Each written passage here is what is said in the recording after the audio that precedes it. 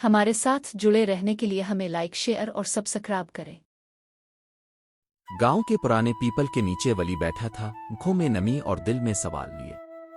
7 दिन से वो अपनी छोटी सी इल्मगाह को बंद देख रहा था। ना बच्चों की आवाज, ना उस्ताद का लेक्चर, ना ही मिट्टी की खुशबू में घुली हुई अलिफ बे पे। सब कुछ अचानक रुक गया था। बात कुछ यूं हुई कि गांव के चंद बाअसर लोगों ने जमीन के कागजात निकाल लिए। ये जगह तो सरकारी है, वली ने इजाजत के बगैर कैसे कब्जा कर लिया? एक तरफ वली के ख्वाब, दूसरी तरफ कानून की दीवार। वली ने जब नेक नीति से स्कूल बनाया था तब कागजात की किसको फिक्र थी?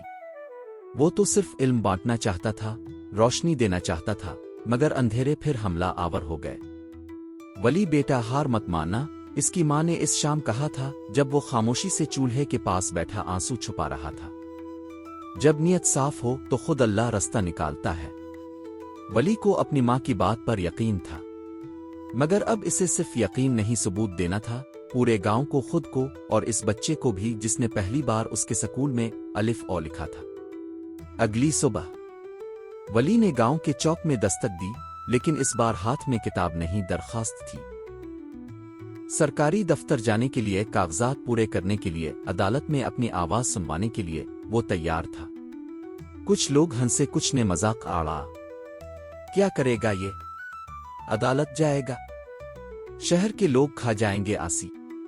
मगर वली खामोश रहा, जैसे हमेशा रहता था, सिर्फ अमल पर यकीन रखता था। अगले कुछ दिन वली शहर के दफातर में भागता रहा।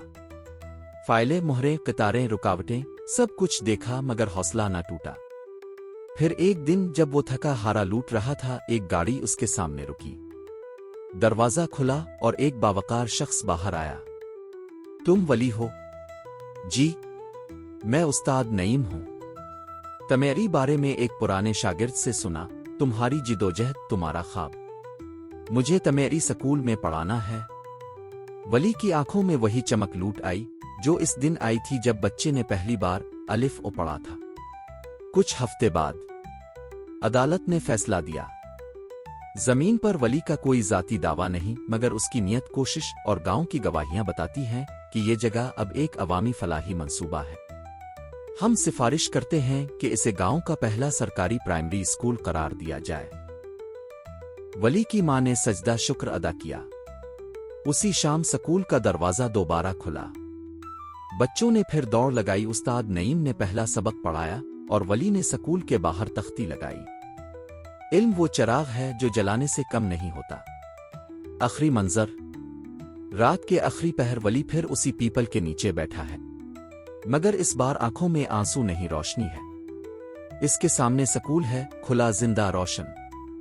एक छोटा बच्चा आकर उसके पास बैठता है, कहता है, उस्ताद जी, कल अब खुद पढ़ाएंगे ना? वली मुस्कुराता है, आसमान की तरफ देखता है और धीरे से कहता है, हाँ बेटा, कल से नई क्लास शुरू होगी, नए ख्वाबों के लिए। इख्तितामिया पैगाम, मॉरल ऑफ द स्टोरी। हर सफर में अंधेरे आते हैं, मगर जो चिराग लेकर चलता है वो रोशनी देकर ही लूटता है।